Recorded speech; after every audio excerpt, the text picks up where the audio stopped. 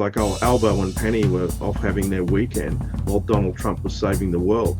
And, you know, I wish I could be sort of humorous about this, but it's actually extremely serious. I mean, I sort of found myself getting a bit teary listening to the speech because he was very humble. He was focused on the Iranian people, the Israeli people. It wasn't his normal bluster. I'm actually appalled that the 250th anniversary of the military institution that has actually created and defended liberal democracy, that's 2.5 centuries, and the way that the left in Australia and particularly in the United States carried on. That the US weren't parading their ICBMs down the parade in Washington. Hello and welcome to Spectator TV Australia. I'm your host, online editor Alexandra Marshall, and today we are joined by political scientist and also our Canberra correspondent, Michael de Percy. Michael, welcome to the show. It's great to be back, Alexandra.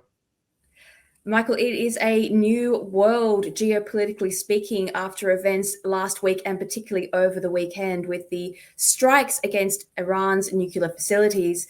Now, just from a military point of view, this is very interesting because for a long time, decades, perhaps even since the end of the Second World War, America's red line was it wasn't guaranteed. The other leaders of the big nations didn't know for sure if America was going to follow through with its threats. How does Trump's decision on the weekend change that red line? It's really important that it has changed that red line. Look, I don't think it's necessarily since the Second World War, certainly the First and Second Gulf Wars and the US involvement in Afghanistan against terrorism. But you're right in that this is actually a transgression against a nation state. The only time previously, in at least in my lifetime, was the First Gulf War, but that was at the request of Kuwait to defend them against an Iraqi invasion. So there was an element of legitimacy there. This time we have a very different situation in that Iran has been developing nuclear weapons, and of course, being a great funder of terrorism, this is of huge concern. And Trump has actually acted. And I think in many ways he's taken away that taco. It was the Trump always chickens out, which I thought was quite absurd. But that was the way he was being portrayed in the media, and that's certainly not the case now. Well, Trump and his team have been very clear in statements both prior to the weekend and following the strikes that this is not a war against Iran. It is a war against Iran's nuclear program. We'll throw up a few clips now of various members of Trump's regime telling reporters this specifically. This mission was not and has not been about regime change. The president authorized a precision operation to neutralize the threats to our national interests posed by the Iranian nuclear program and the collective self-defense of our troops and our ally Israel. And I can say to the American people with great confidence that they are much further away from a nuclear program today than they were 24 hours ago. That was the objective of the mission, to destroy that Fordo nuclear site. Our objective was the destruction of Iran's nuclear enrichment capacity and a stop to the nuclear threat posed by the world's #1 state sponsor of terror. Michael, why are we still hearing from so many members of the press that this is a war against Iran when it is very clearly a surgical strike against a particular transgression by Iran, which is developing and enriching uranium? It was interesting in the Times of Israel, there was an Israeli lawyer who was pointing out how the US actions were completely legal.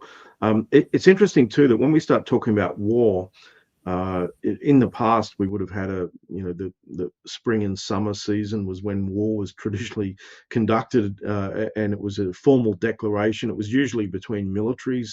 The civilians were sort of involved because they were there, as opposed to it being part of the movement.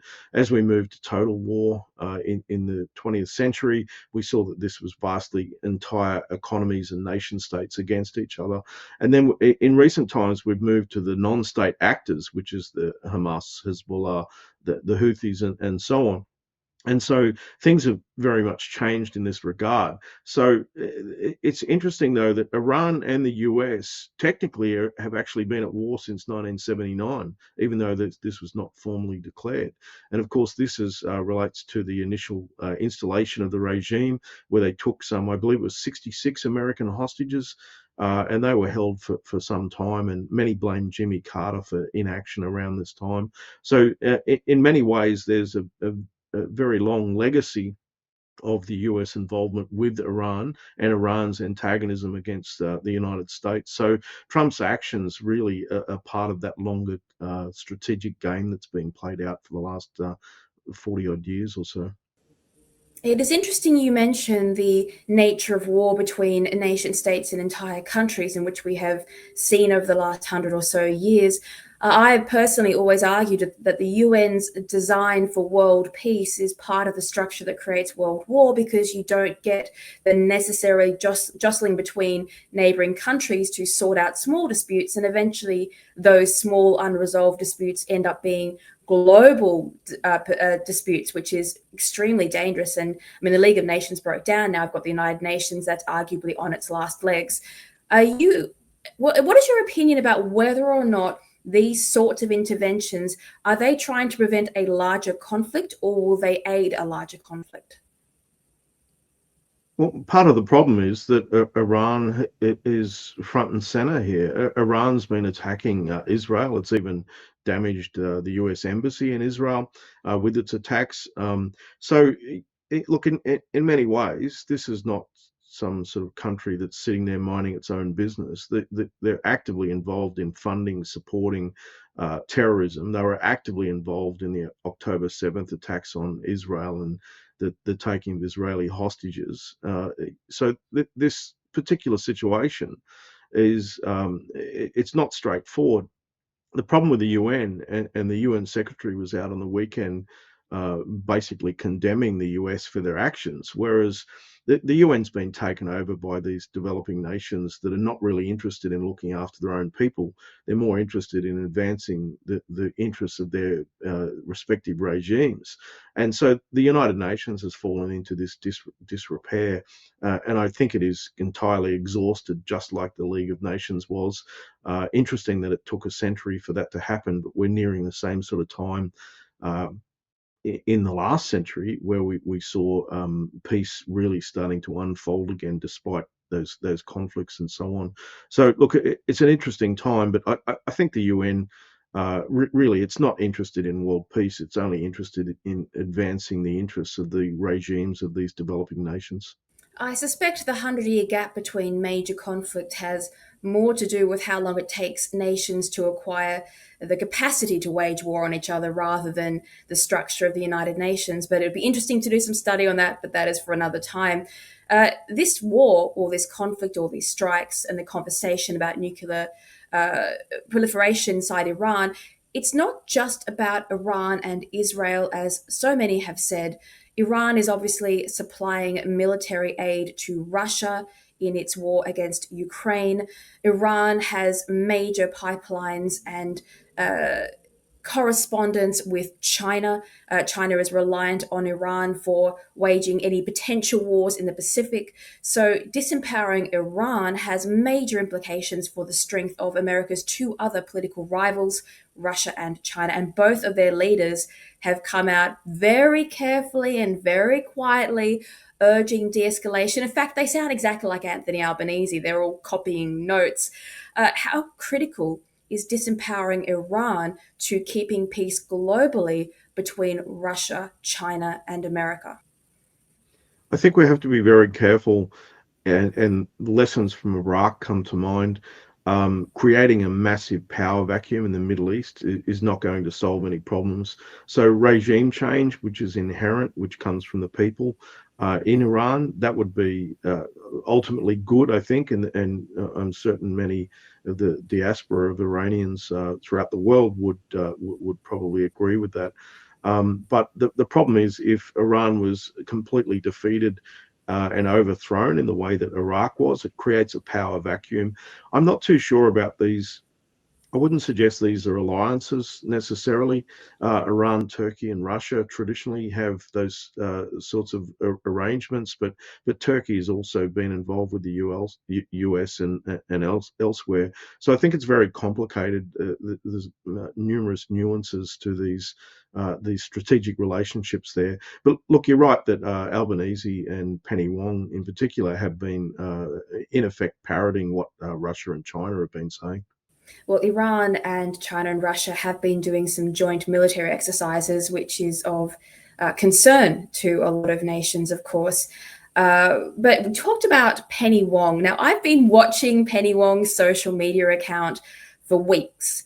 And over the last, let's say, 5 or 6 days since the situation started getting particularly serious, her online socials on X, formerly Twitter, has basically operated as a travel agent. It's just been issuing warnings, which is quite bizarre. In a time like this, you would expect leaders to come forward and, if not take a stance either way, to make statements about what is happening. Albanese's been mostly absent. His office released a statement rather than him giving a statement. Also, the defense minister, mostly absent. How concerned are you, or what does it say about the Australian regime that we're being quite backward in taking a position and informing the Australian people, at the very least, about where Australia stands in what is happening in the world? In many ways, it reflects the whole sort of Labor idea of how you engage with work. I mean, the right to disconnect that Labor have been pushing. Effectively, we saw that over the weekend. It was like, oh, Albo and Penny were off having their weekend while Donald Trump was saving the world. And I wish I could be sort of humorous about this, but it's actually extremely serious. And the problem is that we're not actually standing up for our major ally. We should have been front and center supporting them before Keir Starmer, and yet Albo was on he's having a weekend. Whereas it's kind of like that famous statement in Downton Abbey where the dowager says, what's a weekend? I mean, that's what Trump's like. He's working, he's doing the do. Meanwhile, Penny Wong and Anthony Albanese are off at home having a barbecue. Like they're meant to be the leaders of our country, and they're certainly not exercising leadership. The eve of World War III is not the time to sit back and have a couple of beers around the barbie. That is for sure. As for Trump, we saw him walking down the steps of Air Force One. He gave a historic press conference after the strikes on Iran. We're just going to show a quick segment of that now. Tonight, I can report to the world that the strikes were a spectacular military success. Iran's key nuclear enrichment facilities have been completely and totally obliterated. And most importantly, I want to congratulate the great American patriots who flew those magnificent machines tonight, and all of the United States military on an operation the likes of which the world has not seen in many, many decades. There will be either peace or there will be tragedy for Iran far greater than we have witnessed over the last 8 days. What is it like being a person with military experience yourself, Michael, listening to a leader such as Donald Trump describing an activity like this? Does it make you feel good to know that at least one leader in the world understands how this works? I must say that I wasn't necessarily a great supporter of Trump in his first term.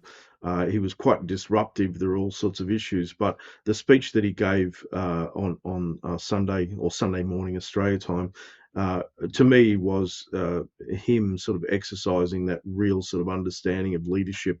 He is in his second term now. He's been playing the game for some time, in addition to the skills that he already has.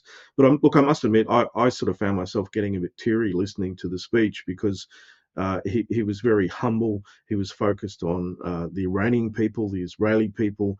It wasn't his normal bluster that we would expect from him.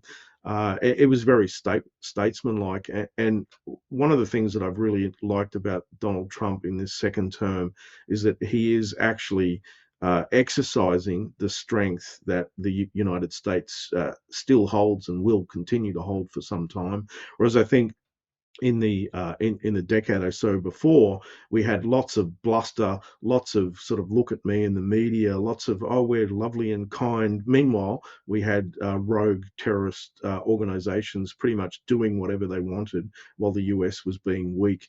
And unfortunately, Anthony Albanese and Penny Wong have taken on that weakness that the US displayed under Obama and Biden. And look, the interesting thing is that we heard nothing on the weekend from our Australian leaders, except for, some unknown minion who was, basically sent out to give a press release. And then this morning, Monday morning, Penny Wong basically comes out and says that they support the US, but then went back to their diplomacy and dialogue. I mean, diplomacy and dialogue has failed. I mean, Donald Trump was, involved in diplomatic engagements with Iran in his first term. I mean, how often can, how much diplomatic action can you take before you actually have to do something to stop terrorists getting hold of nuclear weapons? It's just bizarre that our leadership in this country is so weak, and it's just getting worse by the day.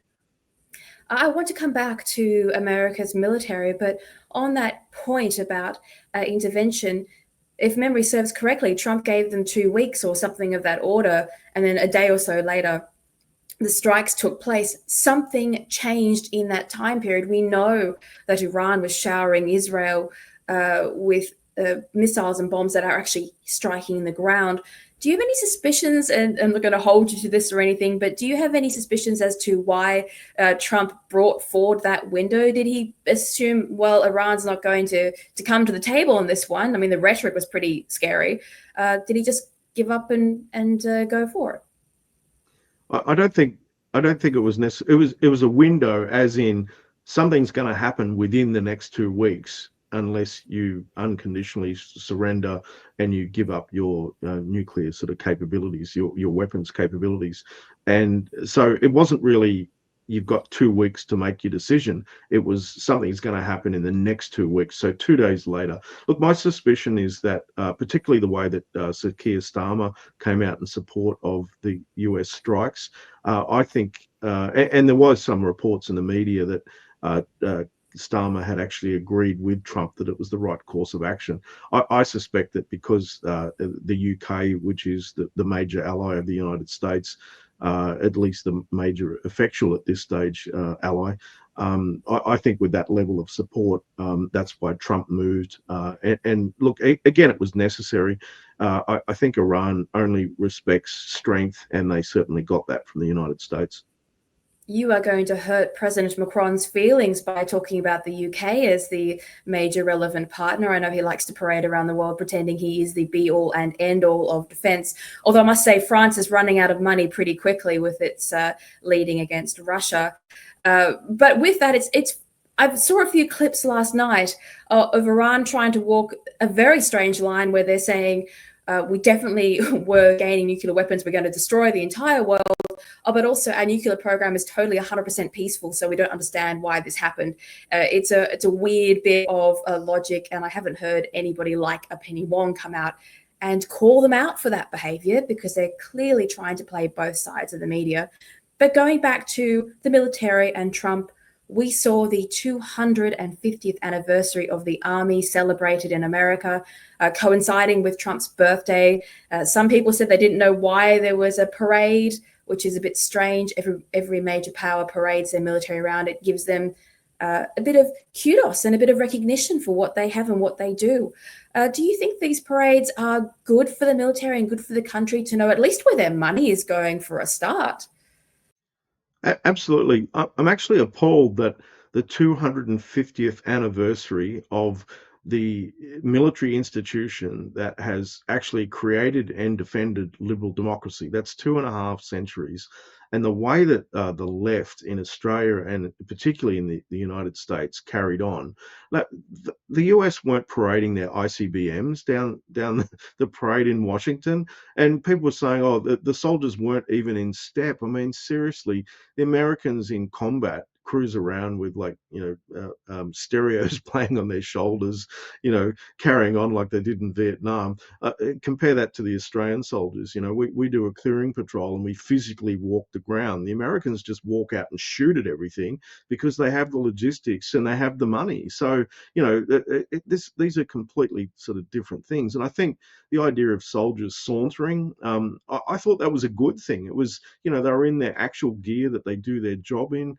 Not all of them, obviously. They had the ceremonial and the reenactments and so on. But the general sort of idea that they weren't even in step that people keep going on about, I just thought it was so. It's absolutely ridiculous. They're just looking for ways to bag out the United States Army. And, in the words of my good retired colonel friend, hooah, seriously, it was awesome. Well, the left do appear to hate the military, but they also want to be ingrained in the military. We saw, particularly under Biden, what we would call loosely woke politics embedding itself in the military and pushing good soldiers away from service. And it almost seemed as if the military was being used as a way to fund things like transition surgery, which is just not what the military is for. It's meant to be a public service to defend national security and global security if you're America.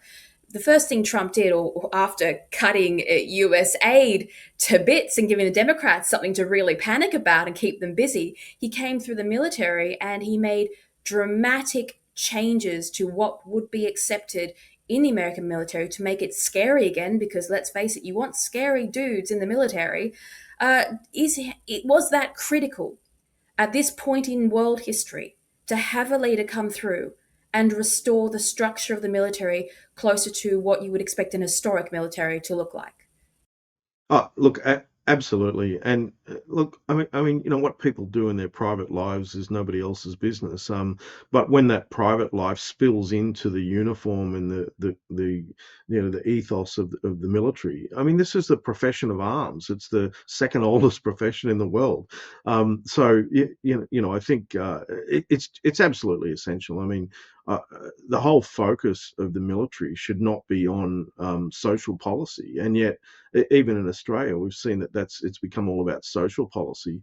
And in the meantime, as you say, we don't look like a credible threat. And in fact, the more we keep talking our own institutions down, particularly our militaries, and the US in particular, the weaker we look. And this is just playing into the hands of Iran. I mean, and when you couple that with Iran talking about how what the US had done was illegal and the UN agreed, and then the UN agrees with Iran, I mean, it's the same thing. The UN should actually be raising a peacekeeping or peacemaking force to, get into Iran and stop this from happening. But that's never going to happen under the way that the UN's been overtaken by these, these developing nation regimes. And again, this is not about bagging out developing nations. I mean, these people are actually suffering at the hands of these regimes that are self-interested. So it's not as if the UN is helping the people that it's meant to help. It's helping the people that the UN was meant to stop coming to power globally. I would not be recommending anybody rely on the United Nations for assistance. If memory serves correctly, during the Rwandan genocide, the UN were on the ground and pretty much sat around watching people being butchered to death on either side and documented that rather than intervening to stop it. But with that military, if you look back in history, even to our tribal roots, Michael, armies would align themselves in front of each other and shake their spears and bat their shields and wear crazy things and make scary noises. Look at the Maori battle cries that they still give today. Intimidation and showing your strength, which is the equivalent of the army parading its weapons and dressing in its suits and making sure people know they're there. That is a part of warfare, isn't it? That is part of keeping the peace to make sure your enemies or your potential enemies can see that maybe you don't want to go after them. Well, absolutely, but it works two ways. It's externally facing, but it's also internally facing. And traditionally in Australia, a city would give the local battalion the key to the city, which meant that the battalion could parade through the city with their colours, with their weapons, and it was meant to be a time of celebration where it's like, well, here are our defence personnel and here they are displaying themselves at their best, and they do a great job to look after us. But you can imagine if a battalion was given the key to the city now, we'd have all these lefties jumping up and down about, how the military's horrible and so on. And at the same time, if we hadn't had our own defence forces, these lefties wouldn't be allowed to say a single word. So it's just ridiculous, and it has to stop. And that's where Trump coming in and really cutting through all this nonsense. If only we'd had the same thing in Australia, but unfortunately, all sides of politics, at least in the majors, are hamstrung by themselves, and it's just ridiculous. We really need some leadership in this country in particular, and we really need to get behind our Defence Force personnel. And even in UN operations, the Australian Defence Forces performed remarkably. There have been successes. I agree that the UN, particularly when it's under civilian control, becomes all about politics as opposed to about a particular military outcome. But I don't think it's necessarily right that Australia and our allies' involvement in the UN has been all bad.